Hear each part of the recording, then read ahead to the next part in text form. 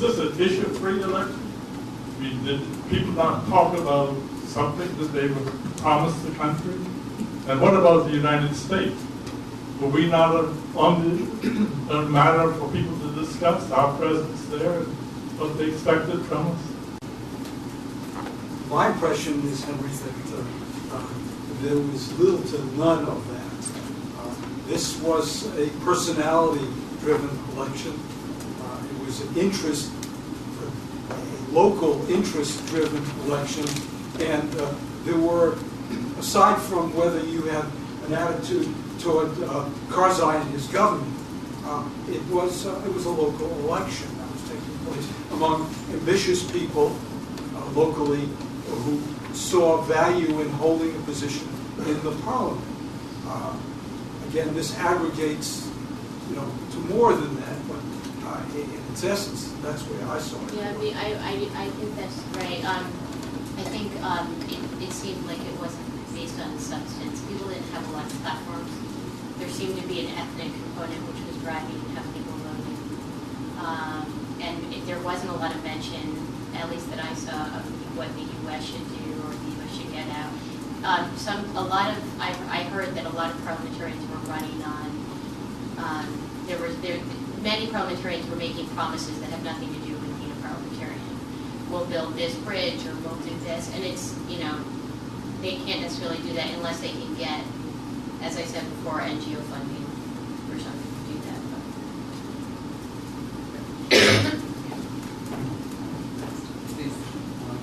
My name is Timot Karimi. I'm a member of Afghan American community in DC, and one of your colleagues alluded to the disenfranchising of Hazaras in Herat, but according to reports from central Afghanistan, it wasn't just Herat. People in Jawuli, which is a district in the heavily populated district in Ghazni province, in Waldistan, another district in Ghazni province, and in Bamiyan, Yakhaulang, many districts within the central areas. Whether the polling stations closed way too early, and secondly, there weren't enough, polling, voter, the paper to choose. There weren't enough ballots. Ballots, there you go, yeah. And, okay, on the one hand, you understand that in the south, there's 4 or 5 provinces in the south, there's an insurgency ongoing, but provinces in central areas, they're completely peaceful. And it raises question as to, what's going on? Are these orchestrated by people? I mean, Afghanistan is full of conspiracy theories, so. The Hazaras vote in the largest, that is the largest turnout comes in the Hazara community, because in a way they have the most at stake here. Specifically if the Taliban should return, ethnic cleansing is very much on the agenda. And so they're very concerned. This is a minority community, it's a Shia community by and large. They're racially a little different than the Tajiks and certainly the Pashtuns. But it did make a difference in some provinces. For example, in Hazarajat, in Bamiyan province, whatever happened, there was going to be a full complement of Hazara candidates. But if you take another province like Ghazni, where there is a substantial Hazara population, and so it's a question about who's going to have those seats. If the ballots, each polling station got 600 ballots. Now there was pressure on that, and there was supposed to be an arrangement that if you ran out, they would immediately bring in additional ballots, but instead they closed the stations. So there clearly was some shenanigans here to depress the Hazara vote in those provinces where they might have had a larger representation. Again, in Bamiyan, it wouldn't make a difference because all the candidates were Hazara.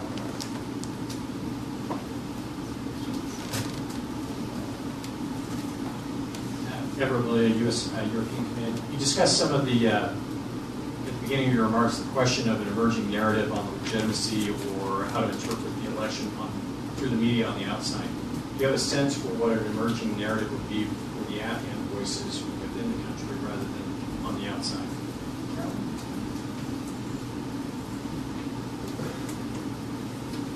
I don't know entirely. My sense from the reporting that I've seen is there's a lot of what it's hard to know whether it's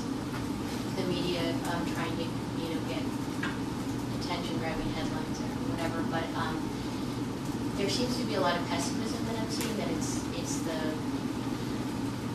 the warlords that, you know, have gotten the positions of power and they only care about themselves. The ordinary Afghan has no voice. I mean, that's kind of what I'm seeing. But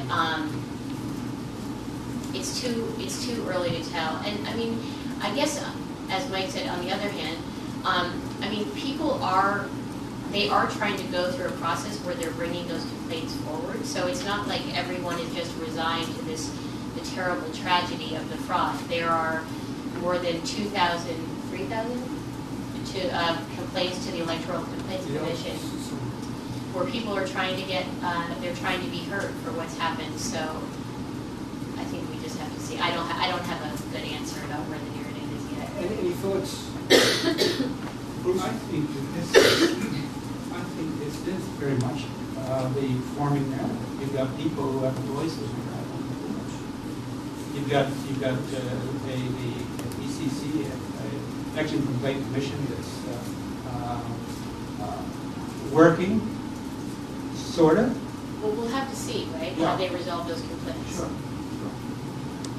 I was fascinated by this question. I mean, I was watching the coverage start to happen while I was there from the wireless card they gave us, and there was the reports that started to come out like in the middle of the night on Friday night were election marred by violence. You know, they had a couple of papers, I think the Times like that, and I didn't.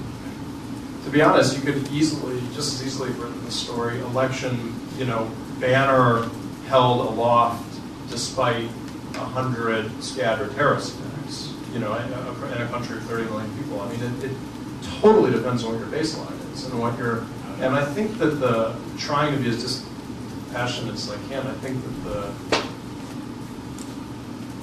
think the facts weigh in on the election succeeds despite narrative, but that the politics are driving an election marker. That's what I think.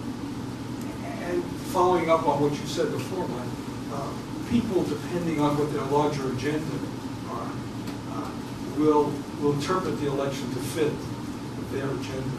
And those who want to, you know, maybe have investment in defeat here, are certainly going to see this as the last straw. Others will say that, as I suggested, that perhaps this demonstrates a continued desire, because, you know, one of the things that you have is this, and I think Carolyn brought it out, this conflict here. People are not happy with the way in which the international community has comported itself, and certainly in recent years. There's a lot of anger against the fact that people are getting killed, and of course tolerance. When you don't think things are going well, your level of tolerance tends to drop. And at the same time, as Carolyn mentioned, when you ask them, do you want the international forces to leave? They say, oh, no. And unless we address here some of the consequences of what we do, beyond simply the fact that it's not going well,